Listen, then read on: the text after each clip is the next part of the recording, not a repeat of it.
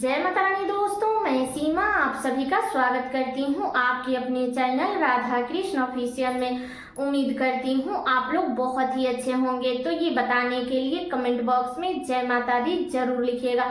तो चलिए दोस्तों, आज हम इस वीडियो में जानेंगे कि फाल्गुन अमावस्या 2025 में कब है, अमावस्या तिथि कब से शुरू हो रही है, कब समाप्त हो रही है, स्नान दान व्रत हमें कब करने चाहिए, पितरों के निर्मित कार्य हमें कब करने चाहिए, इस दिन हमें कौन कौन से कार्य करने चाहिए और कौन कौन से कार्य है जो हमें नहीं करने चाहिए।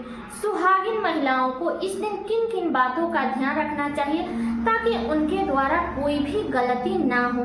तो इसी प्रकार के बहुत सारे महत्वपूर्ण बातें आज हम इस वीडियो में जानेंगे। तो आप लोग वीडियो के लास्ट तक बने रहिएगा। आप लोगों को फाल्गुन अमावस्या से संबंधित सभी महत्वपूर्ण बातें जानने को मिलेगा। तो चलिए वीडियो को शुरू करते हैं और जान लेते हैं सभी महत्वपूर्ण बातें। और दोस्तों, अगर आप लोग चैनल पर नए आए हैं तो चैनल को सब्सक्राइब और वीडियो को लाइक जरूर कर दीजिएगा। तो सबसे पहले तो आप सभी को आज महाशिवरात्रि की ढेर सारी शुभकामनाएं।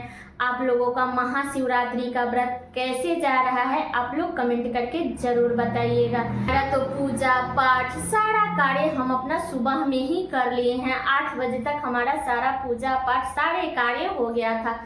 ठीक है, तो आप लोगों का पूजा पाठ हुआ है नहीं हुआ है आप लोग कमेंट करके जरूर बताइएगा। जब तक मैं ये वीडियो अपलोड करूंगी तब तक तो हर किसी का पूजा पाठ हो गया होगा। तो भगवान शिव और माता पार्वती की कृपा आप और आपके पूरे परिवार पे हमेशा बनी रहे। अब चलिए जान लेते हैं कि अमावस्या के बारे में। तो सबसे पहले बता दूं दोस्तों कि अमावस्या और पूर्णिमा जो कि अपने आप में बहुत ही महान तिथि होती है। इस दिन स्नान दान करने का बहुत ही श्रेष्ठ तिथि होती है। और अमावस्या का जो तिथि होती है ना, वो पितरों के निमित्त होती है। तो पितरों के निमित्त अगर आप कोई भी कार्य करना चाहते हैं, उनका श्राद्ध तर्पण दान उपदान उनके निमित्त कुछ भी कार्य करना चाहते हैं तो आप लोग अमावस्या के दिन कर सकते हैं। तो सबसे पहले तो अमावस्या के दिन आपको सुबह में जल्दी उठना चाहिए। ऐसे तो शिवरात्रि का व्रत किए हैं तो अगले दिन तो हमें सुबह में ही उठना चाहिए, क्योंकि पूजा पाठ ये सारे कार्य करके हमें विसर्जन भी करनी है। ठीक है, तो आप लोग सुबह में उठ जाइएगा, अपने घर का अच्छे से साफ सफाई कर लीजिएगा। जितना शरीर साथ देता है उतना ही कीजिएगा, क्योंकि आज व्रत रखे हैं तो कल ज्यादा साफ सफाई करने में शरीर साथ नहीं देगा। तो जितना हो जाता है उतना ही कीजिएगा।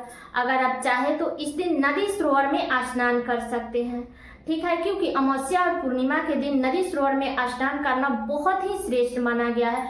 तो आप चाहे तो नदी सरोवर में स्नान कर सकते हैं, या आप अपने घर के जल में गंगा जल और तिल मिला करके आप लोग स्नान कर सकते हैं। ठीक है, स्नान करने के बाद आपको इस दिन सूर्य भगवान को जल जरूर देनी चाहिए। तो आप लोग सूर्य भगवान को जल दे दीजिएगा। तो आप जल में अक्षत गुड़ फूल तिल यही सब डाल करके आप लोग सूर्य भगवान को जल दे दीजिएगा। ठीक है, अगली बातें बता दूं कि देखिए, अमावस्या के दिन सुहागिन महिलाएं हो या लड़कियां हो, उन्हें बाल नहीं धोनी चाहिए। इस बात का ध्यान रखिएगा। वैसे तो आज महाशिवरात्रि का व्रत है तो हर कोई बाल धो करके स्नान करके शिव जी का पूजा पाठ तो किया ही होगा, तो कल तो बाल धोने का कोई मतलब ही नहीं है।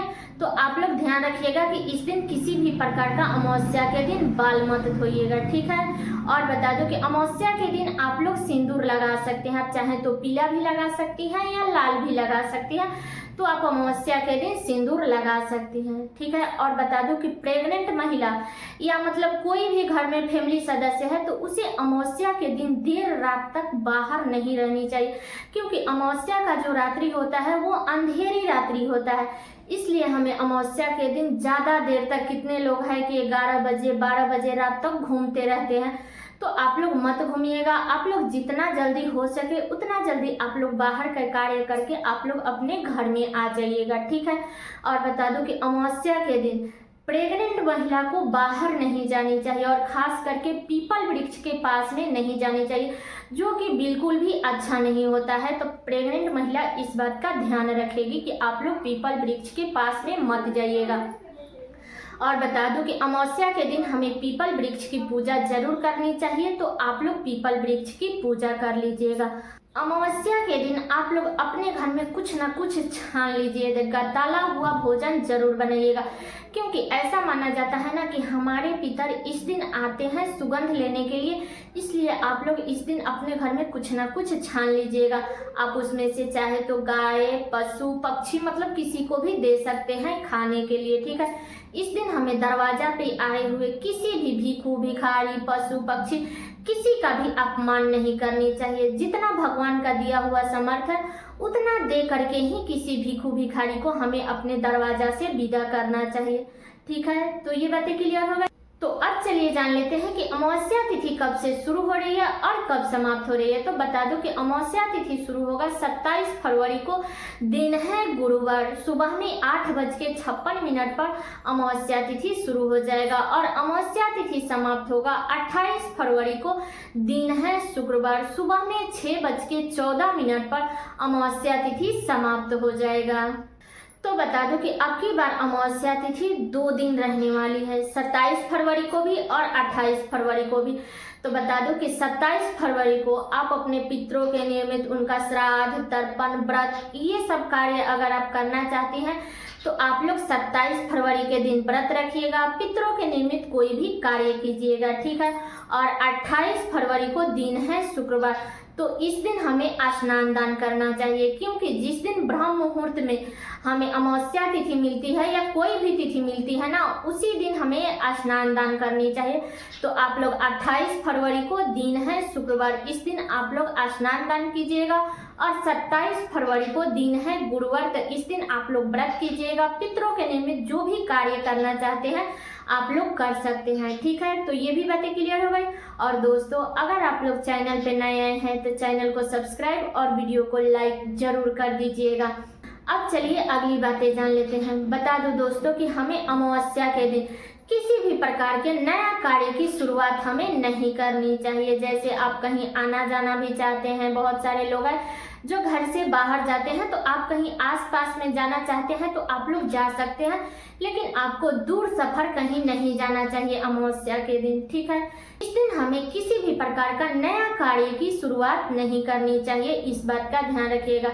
इस दिन हमें नया वस्त्र हो या श्रृंगार से संबंधित हो या कोई भी मतलब चीज हो, वस्त्र हो, श्रृंगार हो, कोई भी चीज हो, हमें नए चीजों का धारण नहीं करनी चाहिए, क्योंकि अमावस्या का जो तिथि होता है वो अच्छा नहीं होता है। इसलिए हमें अमावस्या के दिन नया कार्य नहीं करनी चाहिए, इस बात का ध्यान रखिएगा, ठीक है। और अमावस्या के दिन हमें मांस मदिरा का सेवन नहीं करनी चाहिए, क्योंकि अमावस्या तिथि, पूर्णिमा तिथि, एकादशी तिथि, ये जो महीने में 3-4 तिथियां आती है ना, ये बहुत ही महान तिथि होती है।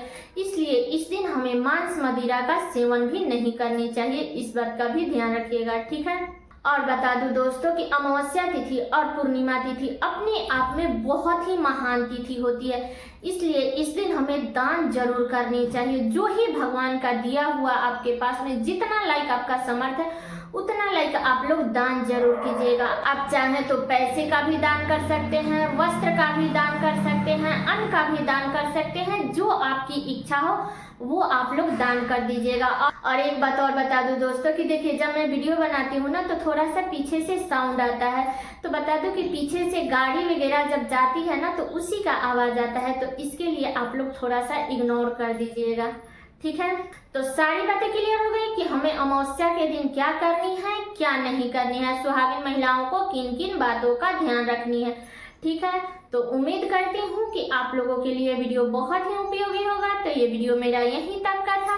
कैसा लगा ये वीडियो आप लोग कमेंट करके जरूर बताइएगा। चैनल पे नए आए हैं तो सब्सक्राइब कर दीजिएगा, वीडियो को लाइक कर दीजिएगा और वीडियो को शेयर कर दीजिएगा, ताकि हर किसी को फाल्गुन अमावस्या से संबंधित सभी महत्वपूर्ण बातें जानने को मिल सके। तो चलिए दोस्तों, मिलती हूँ अगले वीडियो में किसी नए वीडियो के साथ में। तब तक के लिए नमस्कार।